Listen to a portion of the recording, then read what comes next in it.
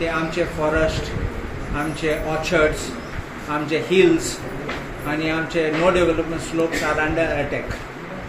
They are under attack by all other people who are coming here now, not only our constituency but everywhere across board. That is why I needed to protect our areas.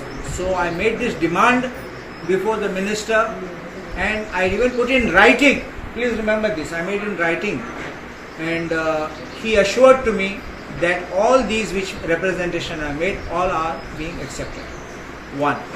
Number two, I will examine about reverting what he has done before that assurance was given. That's another part. Third is, we have to take steps. आमचे सगळे जमीन protect करपाक. Suppose you want to sell it, enjoy a forest, keep a forest. We also will enjoy the forest, but don't make it a non-forest one. Don't change the nature of the land. You understand it? They are classified as eco-sensitive 1 and eco-sensitive 2 as per the RPG 2021, which was carried out after an inspection.